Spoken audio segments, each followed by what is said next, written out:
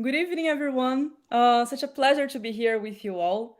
We are here this evening to launch the second book of Luz na Escuridão, or Light in the Darkness, if you prefer. This is an amazing project. In fact, this is the second launch of this book. The first one took place 3 weeks ago, and then it was presented in Portuguese. And this evening, we are presenting in English to the international community. The head of this amazing the head of this amazing project are here with us as well, and as well the photographers who will be introduced later on, so we can have a nice chat with some questions and talk about the project itself. My name is Camila, and I'll be presenting the live stream with you all and helping between Portuguese and English translation whenever it's needed.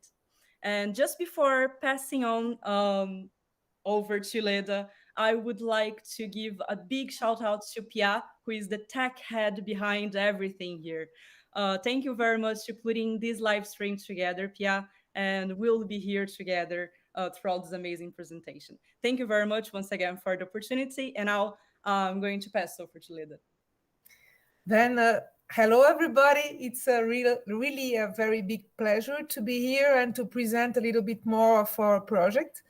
It was really a great trip we had in 2019, and we have been to very nice caves in the center of Brazil. And this project is a very big project. It begins in 1915, more or less. But I prefer to introduce a little video about how we had the idea of the project, and with nice images to show more or less how it was and how we arrived to this idea to get this project. Then I will ask to Pia to present the first video about how the project have been, the idea of the project arrived. Pia, pode passar o primeiro vídeo.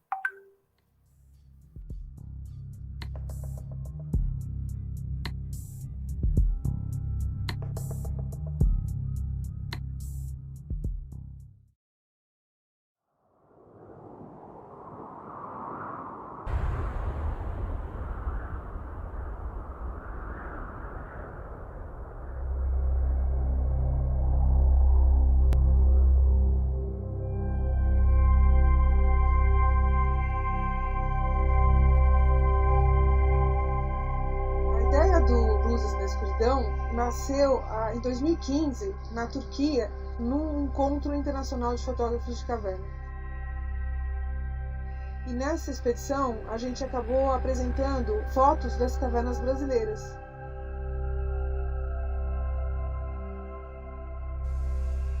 Logo após essa apresentação, vários fotógrafos vieram me procurar e perguntando como fariam para vir conhecer as cavernas brasileiras.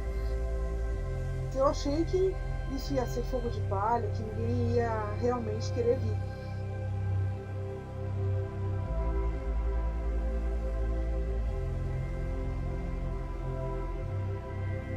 Mas um mês depois, um dos fotógrafos me ligou e falou: Leda, nós queremos efetivamente ir para o Brasil, tem jeito? E daí eu falei, tem, vamos ver e tal. E daí, finalmente, eu acabei convidando todos os outros fotógrafos que tinham manifestado interesse naquele momento, e todos resolveram vir junto o que gerou o primeiro projeto Luzes na Escuridão. A viagem aconteceu em 2016 e nós escolhemos, a gente teve uma ideia meio exagerada, a gente resolveu fazer cavernas quase que no Brasil inteiro, porque a ideia era levar esses melhores fotógrafos do mundo nas mais bonitas cavernas do Brasil. Então, assim, foi bastante arriscado o processo, porque a gente andou 5.500 quilômetros, dos quais 1.000 em estrada de terra, 4 estados brasileiros. Todos eles deram conta do recado, aguentaram, porque era assim, ou caverna ou estrada, caverna e estrada, o tempo todo.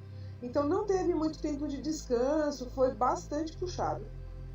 Mas ainda assim, todos eles adoraram a experiência. E a gente conseguiu, depois de algum tempo, o patrocínio da Renault e da Localiza, que viabilizou a produção do livro. E assim, o livro foi um sucesso, porque a gente vendeu tudo que a gente esperava vender. Todo esse investimento acabou gerando um pequeno lucro e com esse pequeno lucro a gente pôde subsidiar essa expedição, a segunda expedição.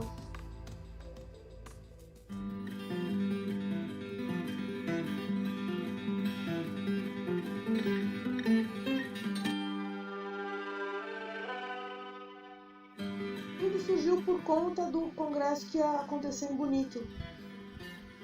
Em primeiro lugar, nós pensamos em convidar alguns desses fotógrafos para virem serem jurados do congresso, num concurso de fotografia.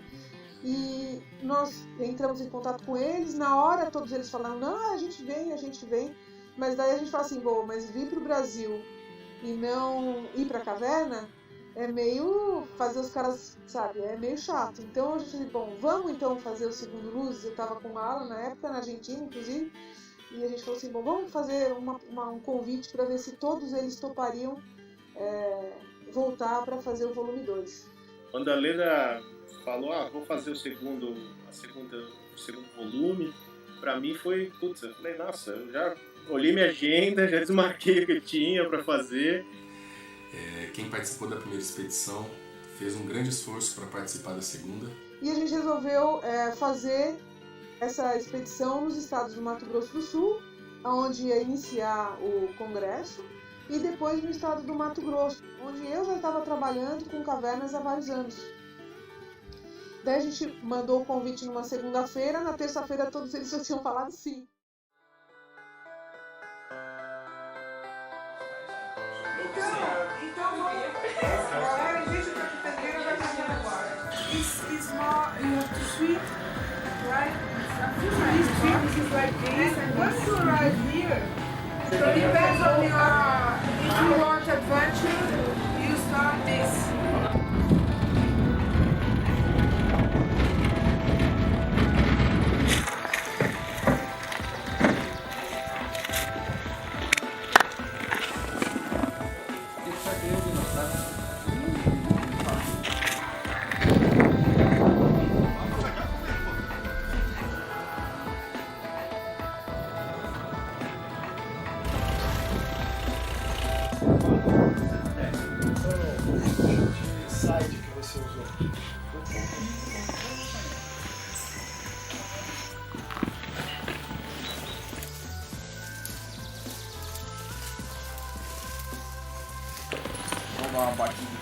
With the main One entrance. Y luego hablo con él para organizar.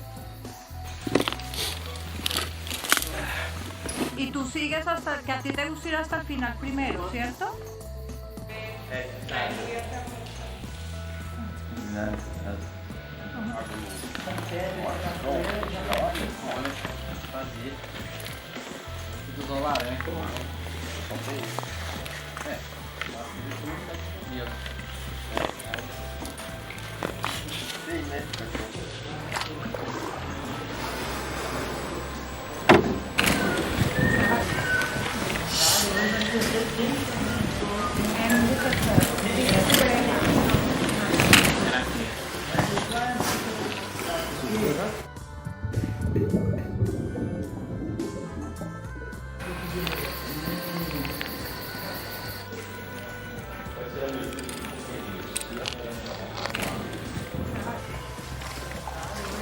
One, two, three, fire. Okay.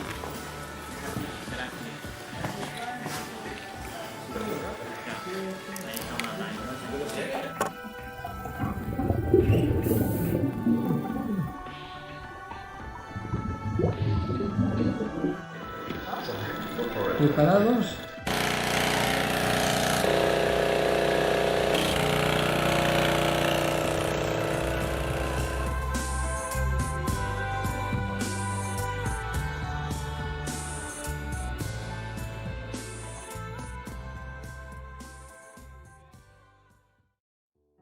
Saiu. Ah, é verdade, você fala no começo. Eu já falei. Fala no começo.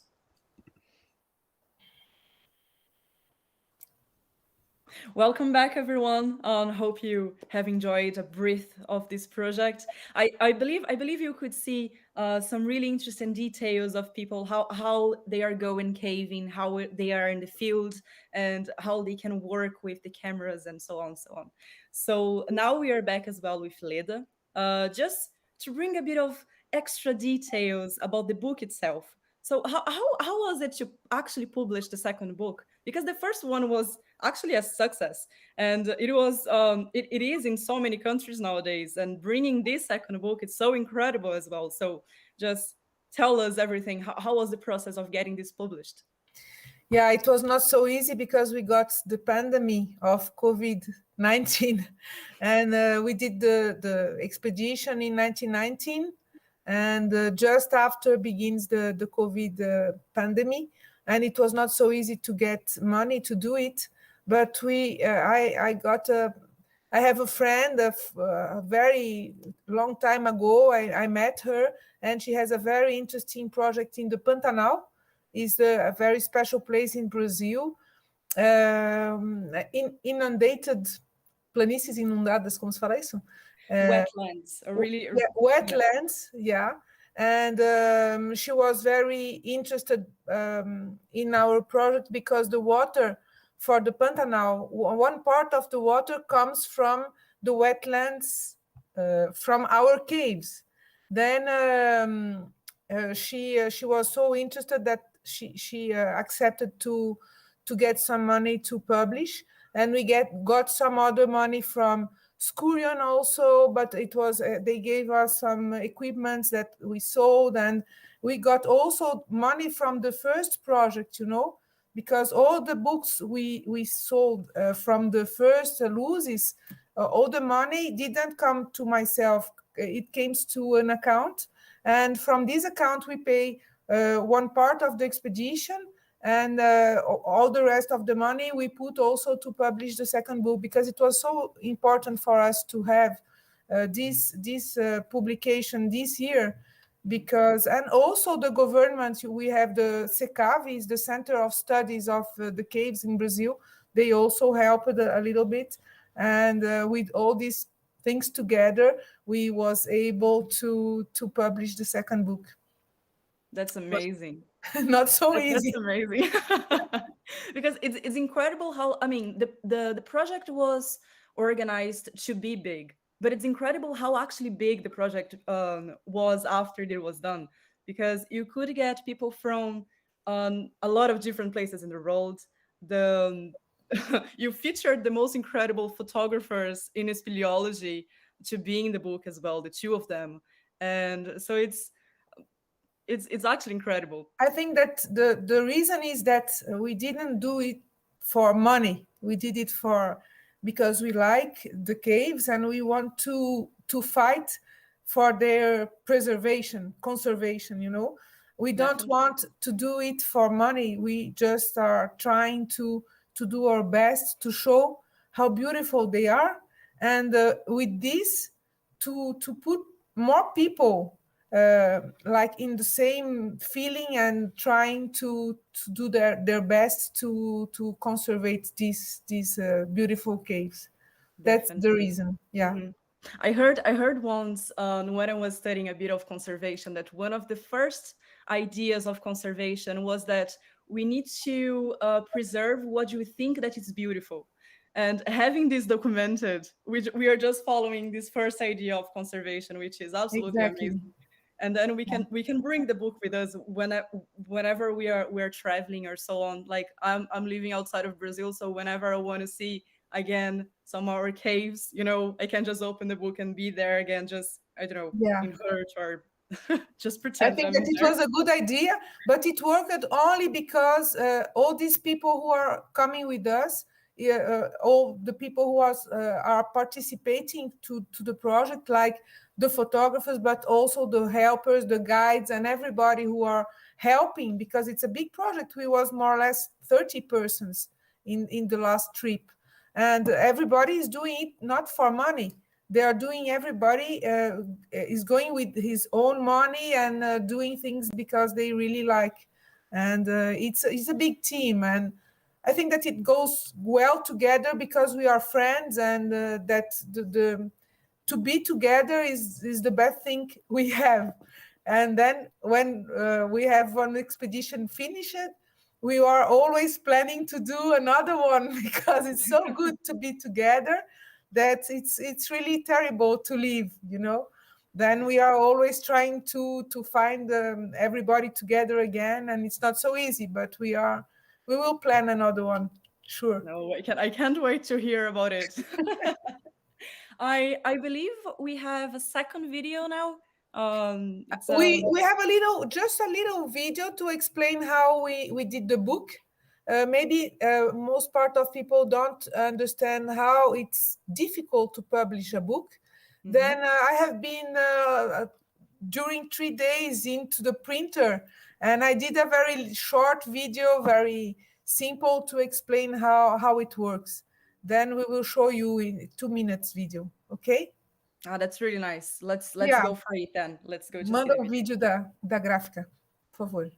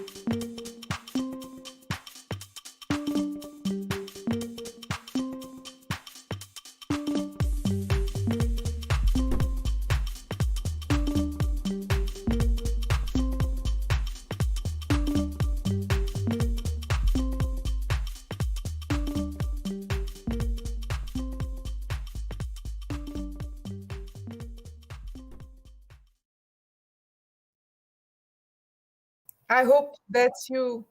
Hello. Are we back? Okay. Hi, we are back. So it was really interesting to see how it was actually produced. It's something that I'm really curious about. And just before we move on, can we see the book? Yes, I will show you the book. Then here is the new book. Lights in the Darkness, Luzes na Escuridão. Okay. It's a very big book, like 30 centimeters high. This is the first one. Then we can show both together. They are very big books. Mm-hmm. Okay.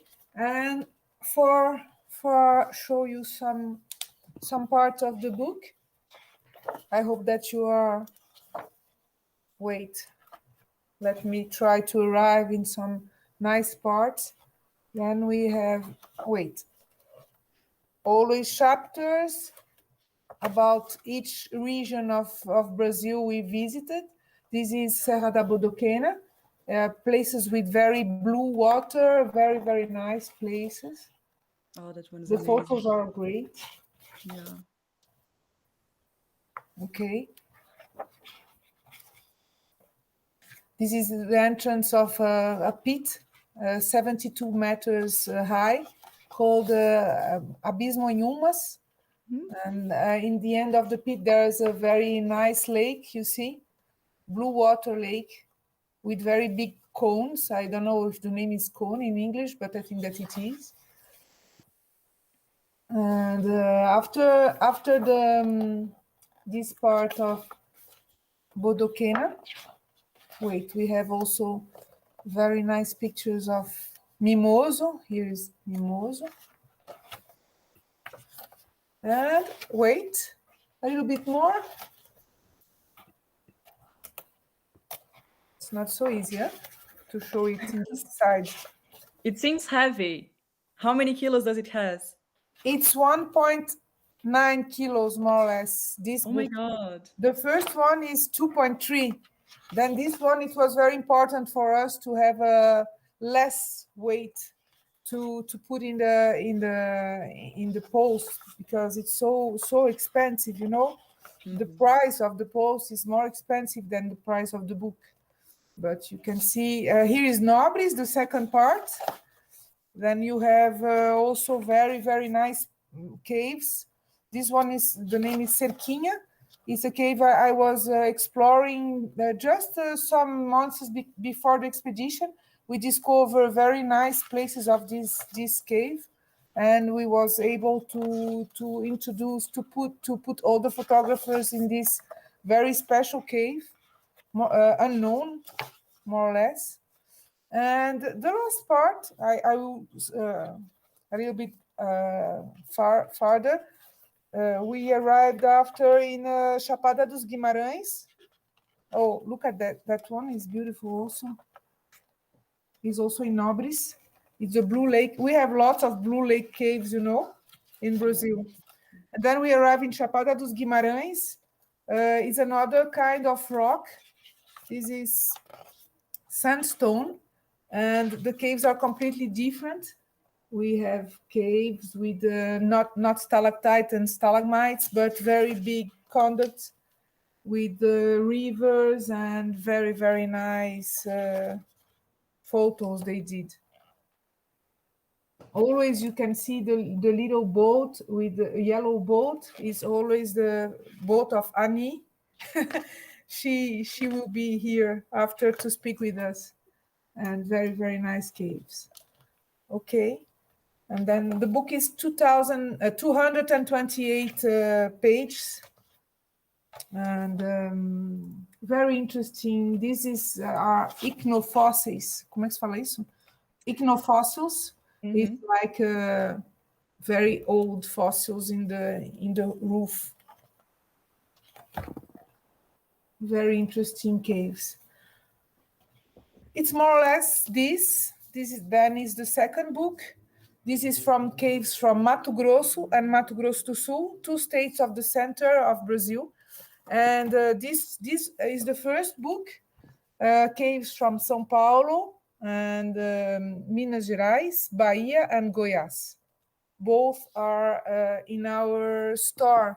If you are interested, we did a store in our site. The site is Luzes na Escuridão. I think that it's in the beginning of the live. There's actually a QR code somewhere here on the top of us that people can actually just get the QR code and go directly. There's a QR code. Yeah, exactly. Where you can join directly the store, and there you can find the place for international sales. And you can pay by PayPal, and we will post it to send it by post. The price will be more or less, it's $80 because of the price of the post, also because it's not so easy to Brazil. But even like that, I think that it's more or less the price of the books in Europe or United States. Okay.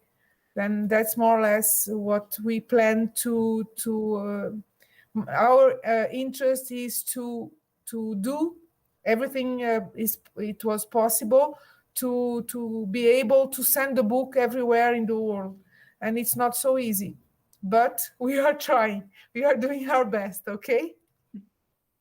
Yeah, I think it'll be really, really nice for people all over the world will be able to get the book from the shop. So just to bring it up again. So whenever a person wants to buy it, they can go directly to the website and purchase it in the website. I think they can pay by PayPal, if I'm not wrong. Exactly. Perfect. They Perfect. can And pay then by it'll be PayPal, in their and house. I will post it directly in the post office. It will be like, I don't know, more or less 3 weeks to arrive in Europe or in United States, a little bit less. Oh, Okay. that's fantastic. That's great. Um, just before we move on, I know that there is a part for mailing inside of the book, and with the information from the project as well on the expedition, and in case someone wants to contact you or so on. Yeah. In our site, you have all the movies we did and all the informations about the project, and everything we did is even the movies we did in the pandemic, because we did some movies, the photographers during the pandemic, what we was doing, and there are some funny videos also, but they are all there, and you can contact us. Now that's fantastic. So now we actually are with the photographers here, the artists that was involved in this amazing project. So just before we jump in to talk to them, during the expedition, it was possible to actually get their final reaction for what was during this project and the end of the expedition, right? Yeah, but before, I think that it would be great to show a little video we did with their work during the expedition, and then after we can invite them to answer all the questions of persons who are interested in knowing what we did. Okay? That's perfect. Let's watch it. Próximo vídeo. Sim.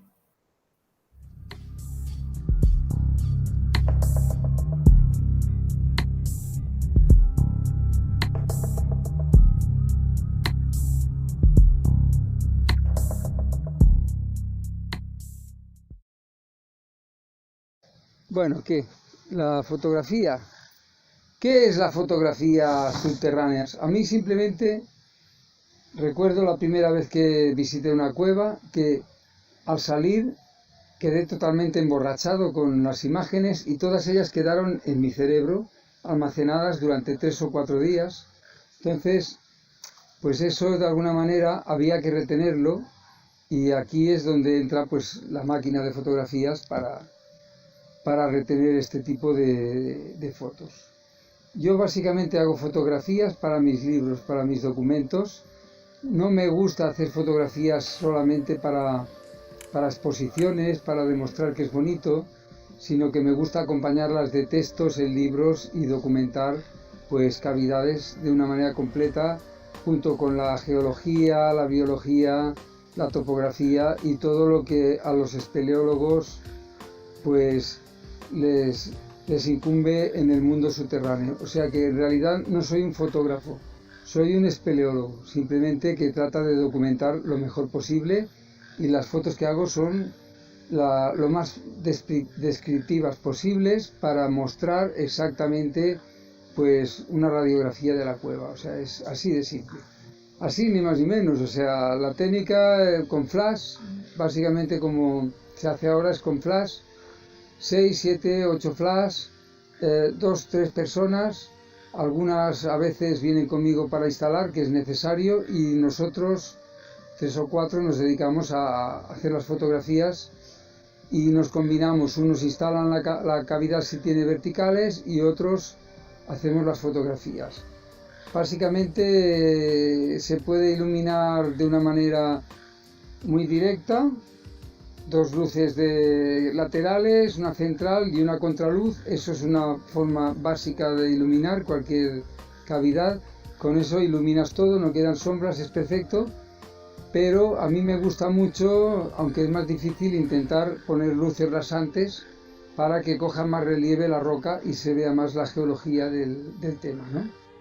Fotos creativas. También puedes hacer fotos creativas cogiendo cosas en primer plano, el personaje más lejos. Hay muchas maneras de hacer fotografía. Cada fotógrafo tiene un estilo. Yo, depende del día, cómo me levanto, pues un día hago fotos más creativas, otro día fotos más más descriptivas.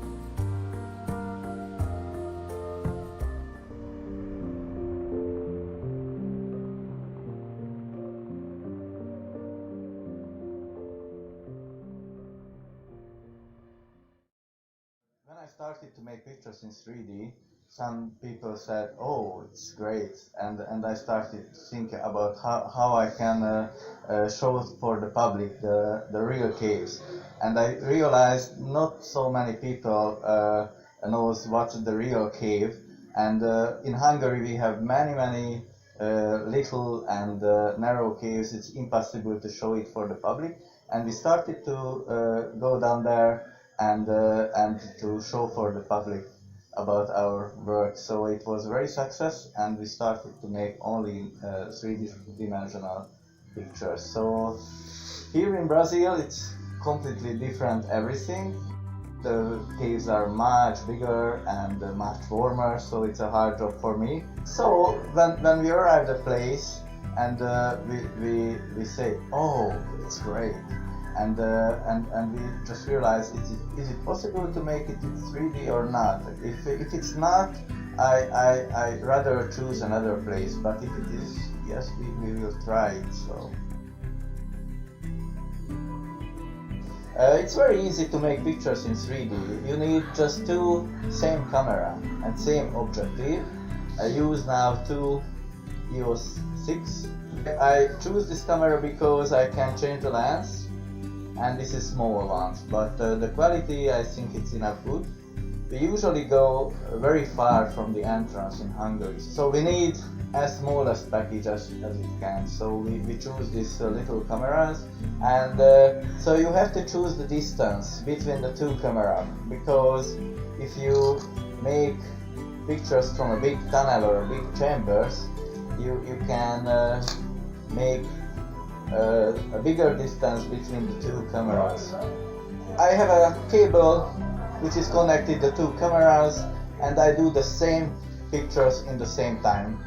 So it's very easy, but it's much harder to show it for the public. We have to post-processing a lot, and after to project it's very hard. But with your left eye you see the pictures what the left camera did, and with your right eye you see only what your right camera see.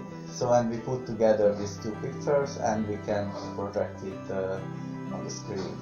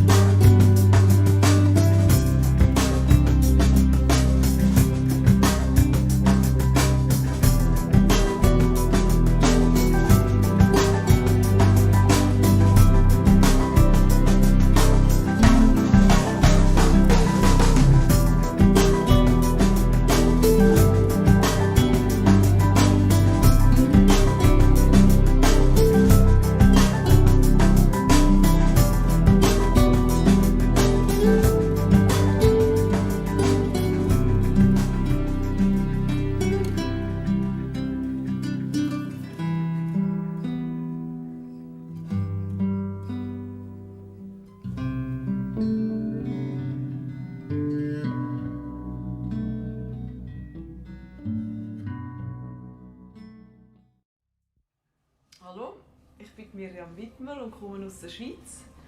Ich habe 2 Leidenschaften. Die eine ist Fotografieren, das mache ich schon seit meiner Pfadi-Zeit. Und das andere ist Höhlenforschen, das ich seit 2004 mache. Ich hatte schon in der Forschung immer eine Kamera dabei.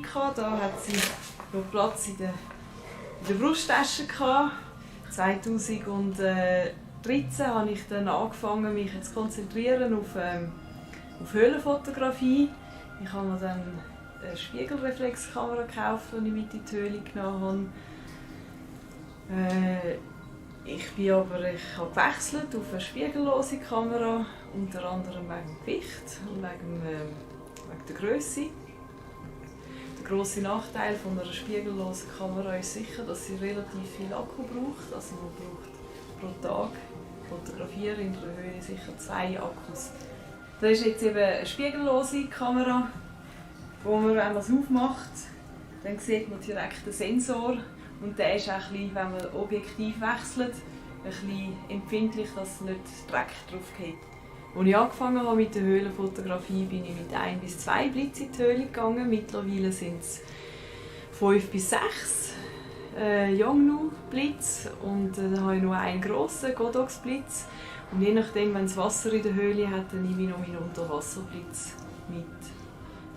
Und eigentlich die grösste Motivation zum Fotografieren in der Höhle ist, den Leuten, die nicht in die Höhle gehen können, zu zeigen, wie es da innen in der Höhle aussieht.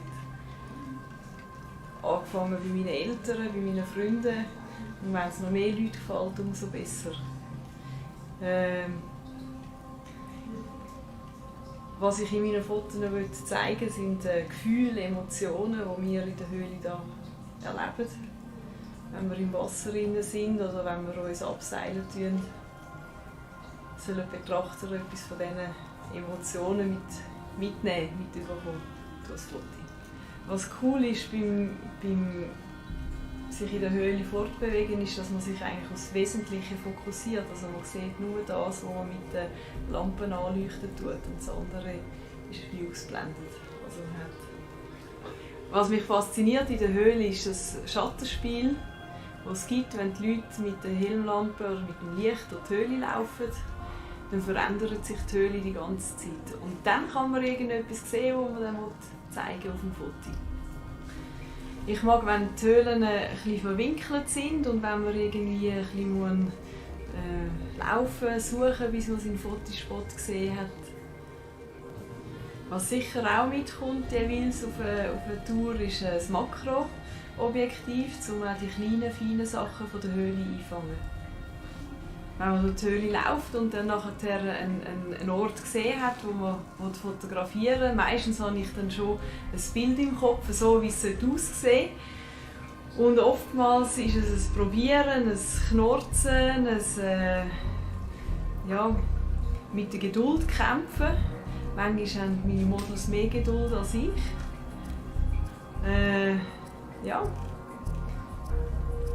Und ich glaube, man merkt mir recht schnell an, wenn ein Foto gut rauskommt oder wenn ein Foto nicht gut rauskommt.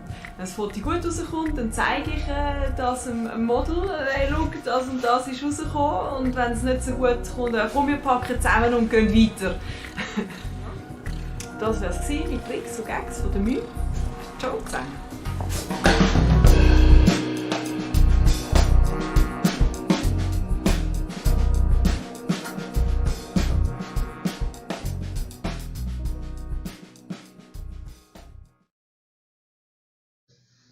Alors, la technique, il faut la considérer malgré tout comme un état d'esprit.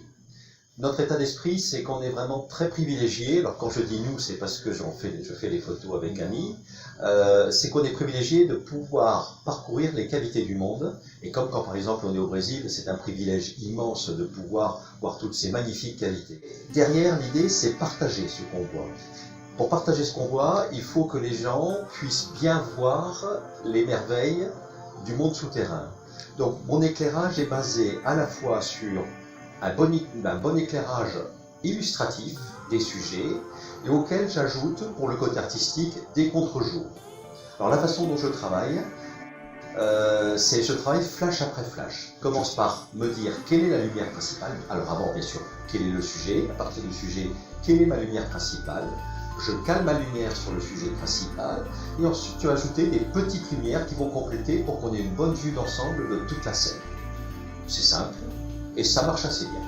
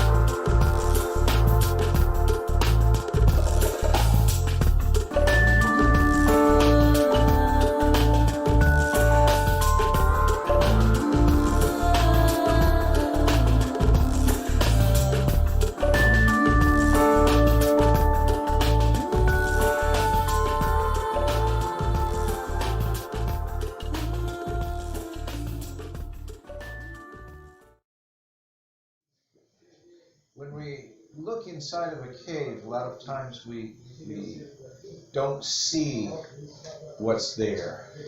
It's dark, it's hidden. But if you look at it with a lot of care and a lot of understanding, you can find places and angles and perspectives that really tell a story about the cave and give it an interesting look. So if I have any secret at all to making cave photos, it's really to look hard at the cave.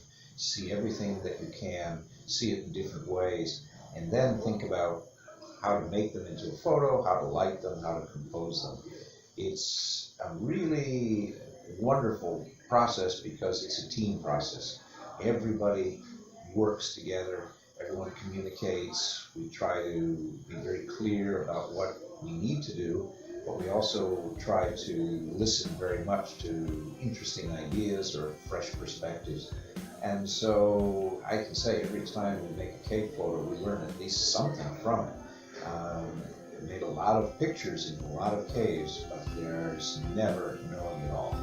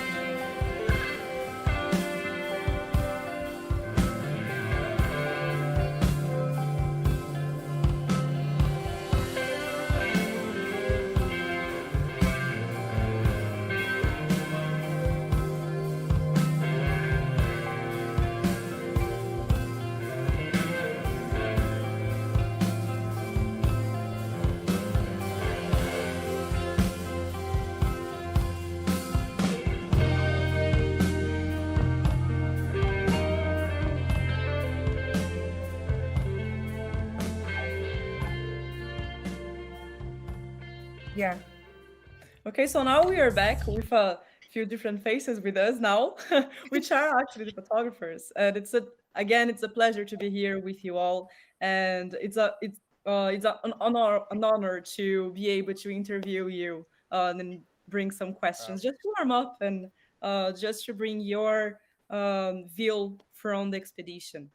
So just to recap a bit, let's just go over a few details from the expedition. So how long was it? How many days was it? It was 21 days, the expedition, more or less, between the beginning in Campo Grande and the end was in Cuiabá. We did 1,000 kilometers trip between these 2 points, but it was the first book we did in 30 days, 27 days, but it was a little bit too long. And then the second book, it was less places and it was a little bit shorter. It was 21 days.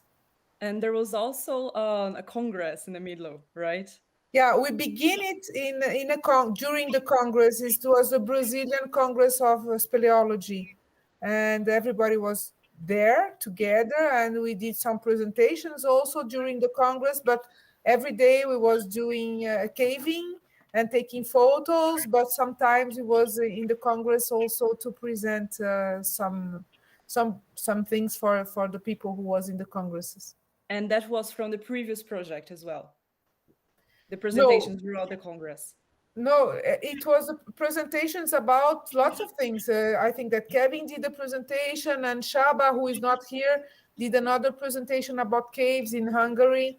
But it was other presentations, not of the project, but it was presentations from the people who was in the project.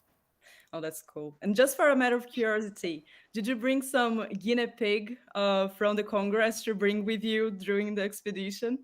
What is guinea pig? Guinea pig, it's like kobaya. So it's like, did you collect some people to bring with you for expedition? Ah, yes. There was some people who was like very interested between photographers, young photographers who wanted really to join us, and then we bring them in some days in some places, and they helped also.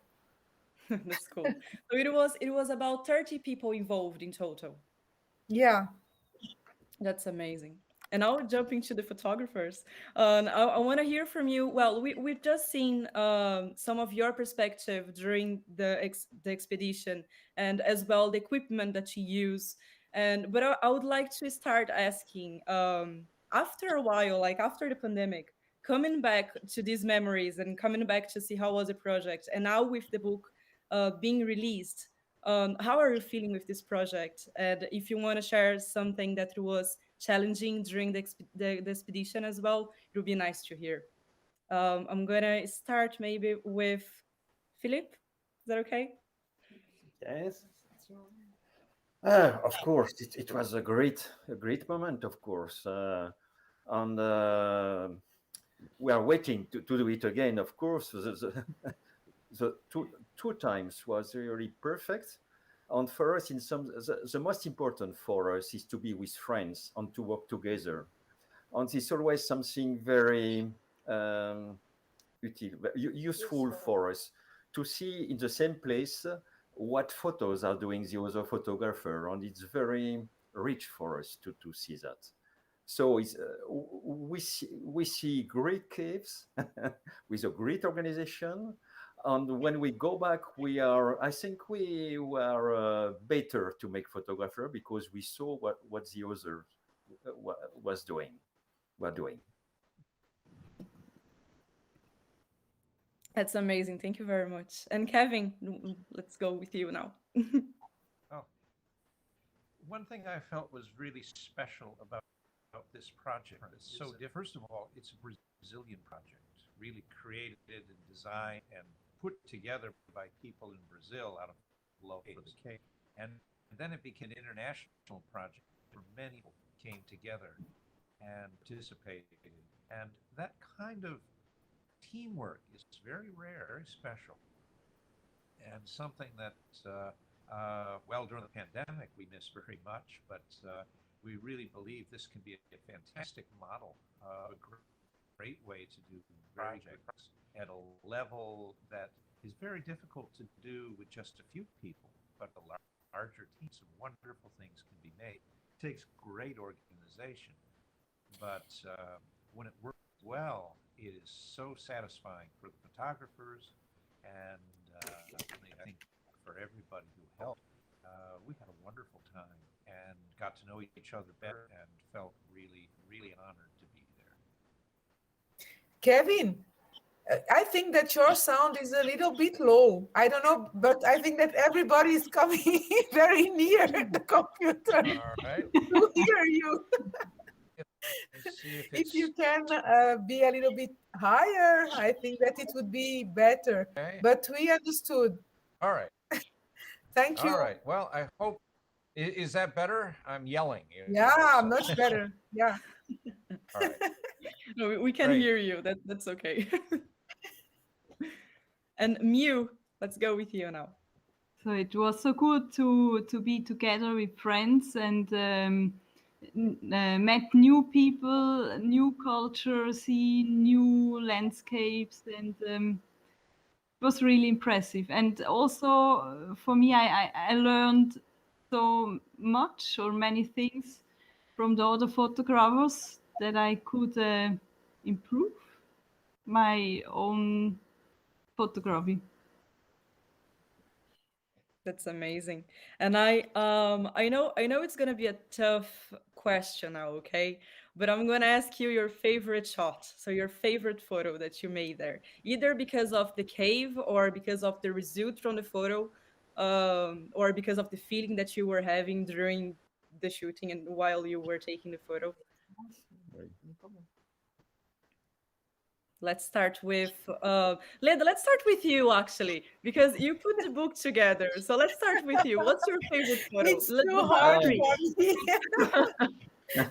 It's really very hard for me to answer this question because each photo, and it was already so difficult to choose the photos for the book because we had just 228 pages to put in the book and to have photos. And I had to choose. And it was really very, very hard. It was really not so easy. But I think that, I don't know, all these photos from the water caves, and the underwater photos were very impressive. I think that it's really difficult for me, but the most different was the underwater photos from Marcelo Krause, but also all the people did so many beautiful photos that it's a hard job to tell you what's the most beautiful. I'm sorry, but I cannot choose one. No, that's okay. I knew it was going to be tough. Okay, I can choose 20. Okay, so instead of choosing just one photo, let's go to maybe the favorite region. Okay, if you don't have a favorite photo, because it's really hard. Come on, how many photos were out of the book? Oof. In the book we have more or less, I think that 150 photos in the book, because we have some pages that there are double pages and there are pages without photos, but we have more or less 150 photos. But the regions are so different, But my favorite region is really the region of Mato Grosso Nobres, because I am working there for a long time, and the Cerquinha cave is very important for me. That's why it's my favorite region. But for beautiful caves, maybe Mato Grosso do Sul, the region of Lago Azul Cave and Anhumas Cave are really very special places to do photos. Okay. What about you, Kevin? Well, it's really hard to pick a favorite. It's like asking, what's your favorite child? No, it's like you feel some pick a favorite. But really, there are world-class caves in each of the regions that are so different and really they really fairly compare with each other. For me, one of the most special things was working in a sandstone cave, so very unusual. Nothing quite like that in my experience in a lot of places. So it's really very, very impressive. Just the same, every place had some absolutely magnificent caves. You have no way to really pick a favorite. So, story I can't answer. No, that's okay. Well, you gave me the sandstone cave, so that's something. I'm gonna stay with that. That it was more different. And what about you, Philip? We have a common favorite cave with Annie, so it's not a favorite cave actually. It's a favorite photo session. For me, especially, it was on Lago Azul because I spent, I don't know how long, maybe 1 hour or more than 1 hour in that little boat. I was the model of the boat. This is the photo here. Yes, here we are. It's also we put it in our book.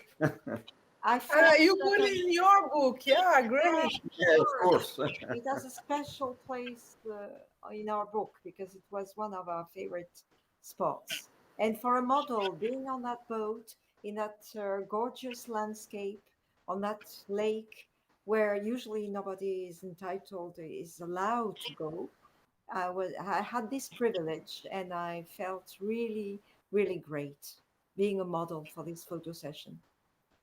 That's amazing. And it was a really, really good shot. Oh my God. And the color of the water, everything. How you put the light on as well below the boat. It just brought such an incredible result Yeah, from we use a special light. We use old bulbs. Now nobody use that. Just Kevin on me, the old photographers. It's the bulbs the photographers use in the 70s. And we use it because it's strong light, and we can put them in the water, in the deep water. So it's perfect for this kind of photo. Oh, that's amazing. How many hours were in the boat again? 1 or 2. Oh. It was for a good reason. Yeah, the problem is to stay stable in the boat to take the photo, you know, because the water is moving, and then the model have to stay very quiet and with the hand into the water to expose the bulb, and it's a hard work. I did it in the other book also to help them, and it was hard, very hard. And what about you, Miu? Yeah, I was thinking about, I have several, but maybe it was special for me to be in caves with so many animals. So in Switzerland, we have not so many big animals in cave. So for me, it was special that I could photograph so many spiders, whip spiders with eggs, and tarantula, scorpions. And it was special with the scorpion. I knew I had one try, and I got it, and I'm happy. And the spiders they walk away, and I try to catch with the camera. So that was special for me. No, that's. I think that there was a frog that Kevin and also Philippe tried to do photos, and the frog was always jumping, you know, and they was after the frog. Hard photos.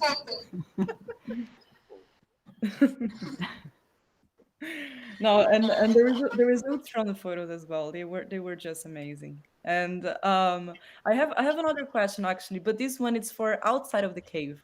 Okay, so whenever you were going to the cave, did you see something that really took you out of your mind, like either the biodiversity from the places that you were, because Pantanal it's such a biodiverse biome, so you can see so many different things there, especially in Serra da Bodoquena. And I just want to hear from you. What were you expecting to see something when you were going to the cave? And if you saw something that really picked you up, you know, really stuck in your mind, just share with us as well. It would be really nice to hear. Difficult. It's more difficult than to say my favorite cave. Maybe we are too much caver, I see.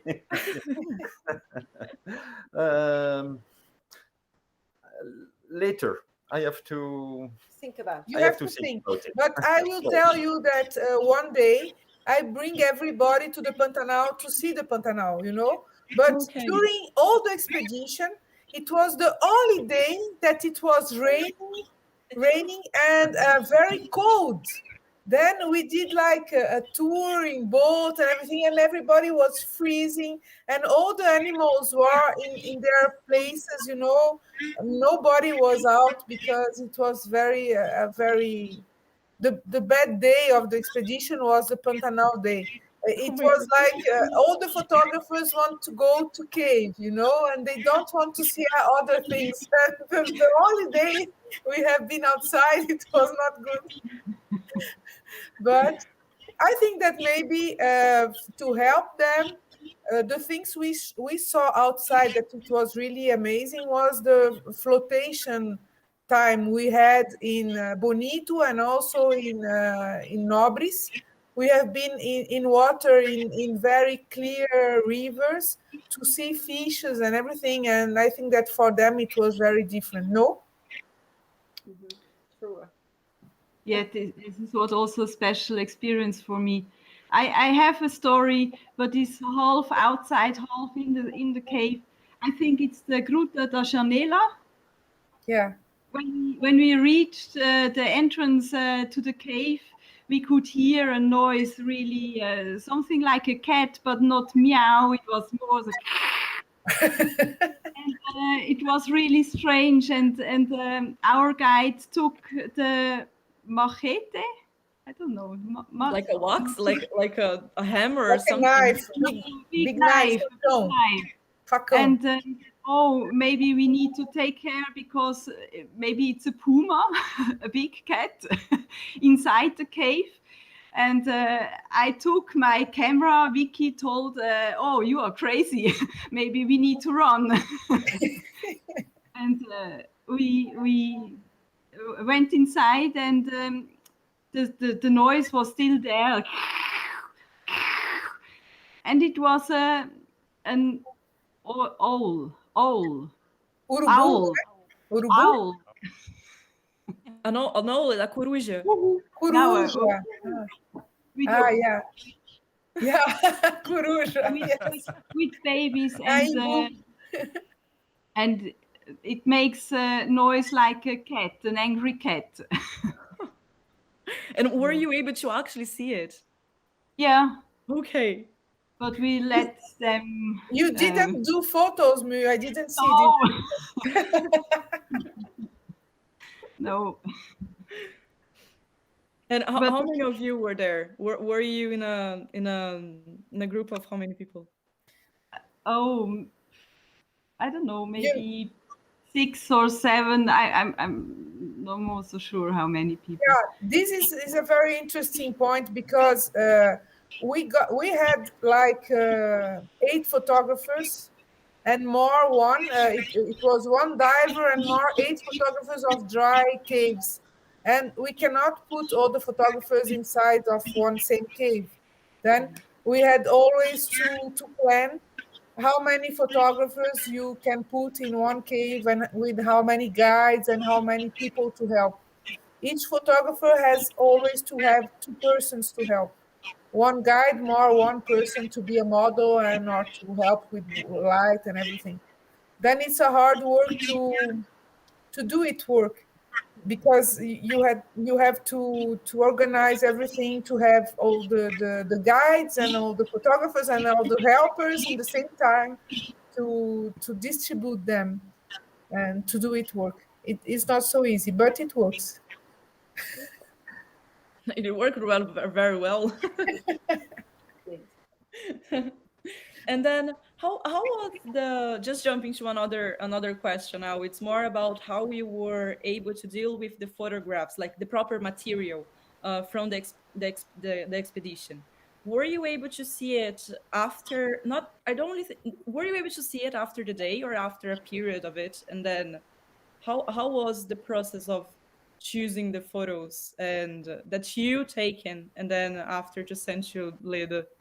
Every day we was able to see in the cameras of each one more or less the best photos, you know. Philippe is the higher level of organization. Every day he can show you a special, like these 10 photos he did during the day, he can show you the best ones. And he's great in this kind. And Kevin is the worst one because he takes like 100 photos of each shot. And he's never able to show the best photos. He never knows. And Mu is between both of them. But after the trip, all the photographers, they have all their memories of photos, and they download all the photos and they have to work on it. And then they sent me lots of photos in low definition. And I received all these photos, I put it together, and I sort by cave, you know? And after sorting by cave, and you have the same place of the cave with photos of some photographers. And then you have to choose more or less the best ones. And I have, my co-author is Alan. He's not here because he has a meeting just now and he was not able to participate. But I did the first choice, and after I showed him, and after we sent to the person who did the layout of the book, but it was much more pages that we was able to do. And after she did the layout, we had to cut this one or this other one, because you have to see the layout and what photo fit with each other. And it's a hard work also to put it together and to have the beginning, the middle, and the end of each cave more or less in the same, in the right position, And it's so difficult because sometimes in the same place you have two photos and both are great and so different between each other. And you have to choose one because you don't have how many pages you want. You have to choose one or the other. And then the shot was more or less also comparing how many photos each photographer had in the book, because all the Brazilian guys who participate to the project, and they are not here now, but we are listening to the live now, they was also really great, and they growed a lot between the first book and the second book. And we got lots of very great photos of everybody. I think that the level between the first book and the second book's photos grows a lot. Grew. I don't know. My English is not so good. But you understood. And then it was a hard job to organize everything and to arrive to these 228 pages to finish. We put less text than the first book and more photos to have the possibility to show more photos. That's great. And now, well, the book is ready, and people can actually see it as well. So it's really incredible. It's a really amazing project, and it was amazing expedition as well. Now talking just about the material and the equipment. Did you have any challenge with the equipment inside of the cave? I mean, you were the best. I know you probably didn't have any problems with that, but has something happened during the expedition that you would say like, oh, if I would have this other equipment, or if I would have done that way, it would be something, I don't know, just bring your thoughts to me. I think that people who will not like very much to be with them is the people who are charging their packs. For example, Ani and the other people who was always very charged with, Kevin is also the champion about weight. He has a very special, battery. The weight is like, I don't know how many kilos has this thing, but it's a very big one, like the half part of a battery of a car, more or less. And then the people who are helping him are always helping a lot. But I think that they bring everything they want, no? Yes. It's not here, but a very funny moment was when Victor tried the waterproof equipment around his camera to go into the river, to take pictures of the fish while swimming. And he tried that with I don't know, he didn't manage exactly to put it right. He worked a lot during breakfast time, to arrange things. And finally his camera sank into the water, and that was a disaster. Yeah, because we got a person who sent us a special material, it was like I don't know, very special thing that you put over your camera in borracha. Como é que chama isso em inglês? Like a protection, a water protection. Yeah, water protection with a very big lens around like that, and you put your camera inside. And Victor was trying to do it, but it was the water enters into the camera, and it was. But he had 2 cameras, and he was able to continue. But he lost 1 camera in the test. It was amazing. For us, not for him. Not for him, no. And Kevin, how many kilos did you bring with you? This is a good question also. I don't remember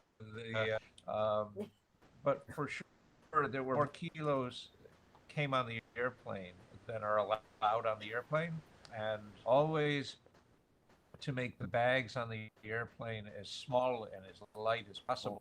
We carry the heaviest things on our back into the airplane and try to make believe that they're light, so no one has a problem with it.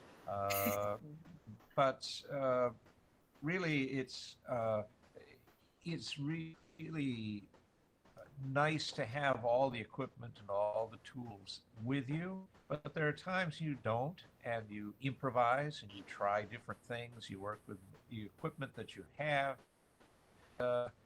Many times the photos come out much nicer because you have to invent some way to make something work what you have. So we try our best.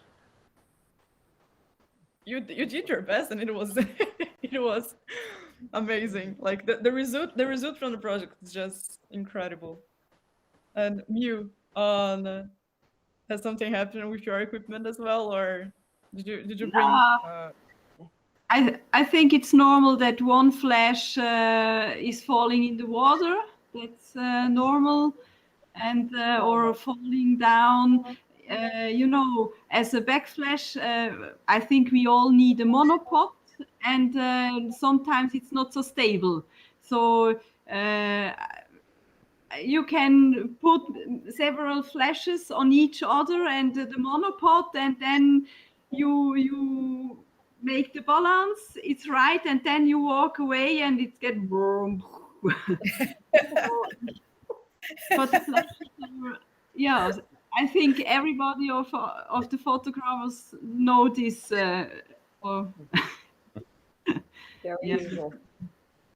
But I think it's normal, huh? No. It happens all the time, this sort of thing. Yeah. Well, now I just want to hear from you. We'll have an next expedition. Is the project? Sure, we will. Next year we will be in France, but because we will have the International Congress of Speleology, and our friend Philippe is one of the people who are organizing all the trips and everything, then we will meet together in France. But in 2023, I am planning to do the Luzes na Escuridão #3. And it will be the caves of Amazonian forests, We will be to Manaus, near Amazonas, the state of Amazonas, and after the state of Pará. And I am working there in the biggest cave of Amazonian forest not sandstone. There are lots of caves on sandstone, and also in Ireland. and also in limestone. And the biggest cave in limestone is almost 6 kilometers, and I will bring them there. They will suffer a lot because it's very hot, very wet. But I hope that the photos will be great. And I'm sure that we will have a very good time together again. But let's see. We have to wait a little bit because of this COVID time, we lost 1 year more or less in all this movement. But we are trying to get the project always alive. Okay. That's amazing. And just to recap, where people can get the book. People can go to our website. The name, I think that there's a QR code on the top of it. So we are here and some are here. That you can see, but the name is Luzes na Escuridão in Portuguese, but it's written just there, point.com.br, and there you go to the store and you can find a way to buy the book, and we will send it by post. For people who are in Europe or USA, the price is already there. But from people who are in other parts of the world and want to buy the book, they can contact me, and I will see the price of the freight to be able to send the book. Okay, and we did also a virtual autograph sheet that we can put together. We put into the books with the signature of everybody, all the photographers, Brazilian and international photographers, also to all the persons who are buying the book in Brazil and outside of Brazil. Okay. That's amazing. I'm hoping to get mine in person, and I don't want anything by post. I want to collect it in person when I'm in Brazil. Yeah, you come in December. I will meet you and I will give you one. Don't worry. That'll be amazing. Thank you very much. Thank you, Camila, and thank you all the photographers to be here. It's a great pleasure always to be with you.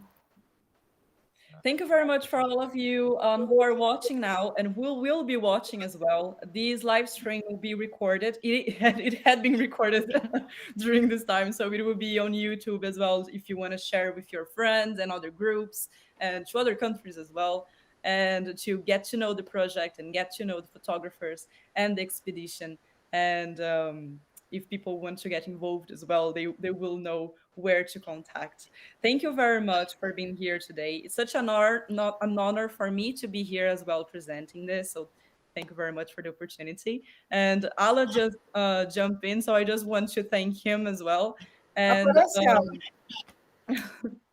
and I would like to thank Pia for being organizing the live stream in the backstage with all the technology meeting and YouTube process. And hi.